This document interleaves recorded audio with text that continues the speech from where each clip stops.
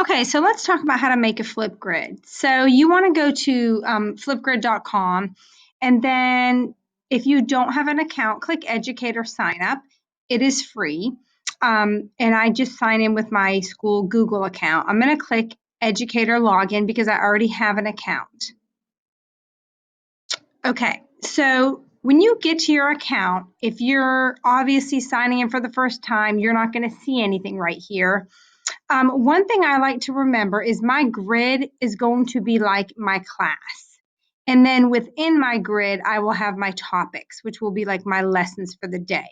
Okay, so as you can see, like here's one of my ELA classes. If we click on the class, then within the class, you will see the different activities that we have done. Okay, so the first thing I like to do each school year is to go ahead and set up my grid. Okay, so I'm going to say add a new grid, and let's just say I am language arts, third period, 2019. Okay, now right here, you have to select a grid type. So if your students have a Google or Microsoft account, you can click here. And then you can also just have where they use this to join your grid. Okay, so you get to pick. So I'm going to pick school email. I'm going to click next.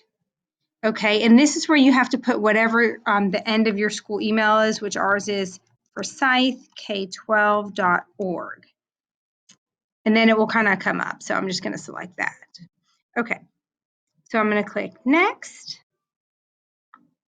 And this gives me the code. This gives me like the link to my actual grid, which remember, that's like my class. So I usually don't copy that. You can copy that. You just have to remind the kids to respond to each topic at a time. But I'm not going to go ahead and click on that right now. Okay, so here's the new one I just made. So I can click on it and you can change the background. I'm going to now add a new topic, which is basically going to be my lesson. Okay, so I'm going to add a new topic right here. And you'll notice when you do this, it will always give you some type of automatically made Flipgrid. But I'm going to click add a new topic. And let's say it's the beginning of the year and I want my students to introduce themselves.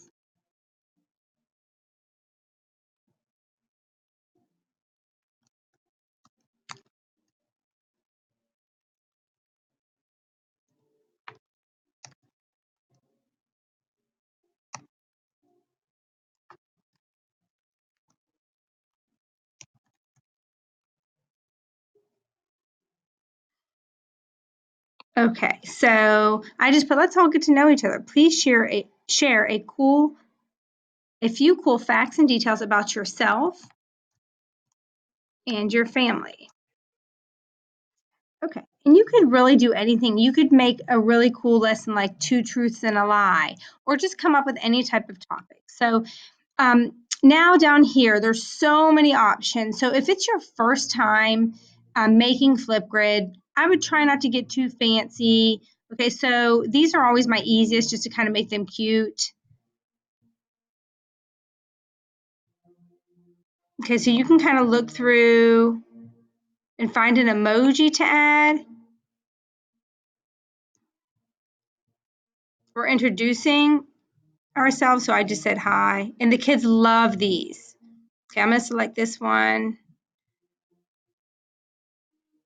Select. Okay. And you can add, like, this is where you would want to add a Google slide if you had one, or YouTube, some type of video you want your students to watch. So just know that there's several resources you can add. Okay, now I click Create Topic. Okay, and I have this. I can go ahead and link this. I'm just going to say all set, and I'm going to show you a couple things, okay, that are pretty important. So when I go up here, I'm going to click on Actions, okay, and I'm going to click Edit Topic, and I'm going to have some more details right here. So if this is something that requires more time, I can change my time. I'm scrolling down. If you want to add any tips, add a tip to help your student. Okay. So maybe you may have some students that struggle with this. So I could put like, tell me about your brothers and sisters, or what are some outside school activities you do? Any type of tips. This is really cool. You can add links if you want them to find a quote to describe themselves. You can also, add links if you want to. But again, I'm just showing you the basics. Okay, so right here, very important. Okay, so if moderated videos will be hidden from students until you activate them. Some teachers like to do this, and then that way they don't see each other's as they're doing their own, but maybe at the end, you kind of pull it up and watch them as a class, okay?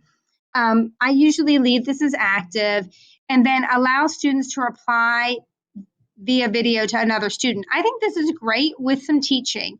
And it may not work for every topic you do, but there may be times where you want your students to respond, and you may give them a specific person to respond to and also specific directions.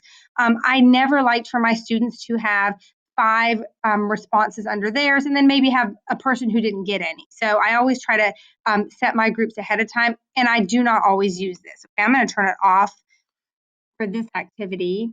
I like to keep this on because at the end they get to take the little selfie of themselves.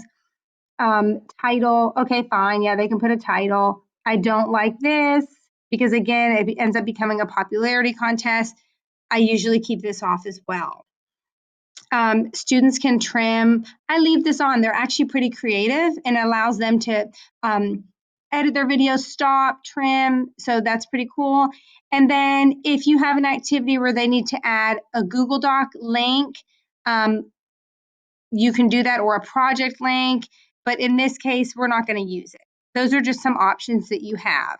But we're making this one very basic. Okay, and then here is if you want to provide some feedback.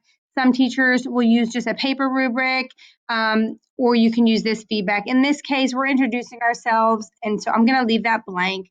Update topic.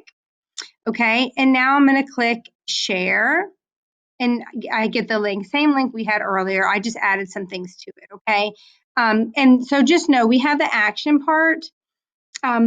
And we'll get into some more of these specifics later, but this just kind of gives us a general idea of setting it up. And the first time I do it, I do always try to do something very basic, just because you're just learning the program and there's so many different parts to it. So try to start small, and then you can kind of mess around and learn some more cool ways to use Flipgrid in your classroom. Enjoy.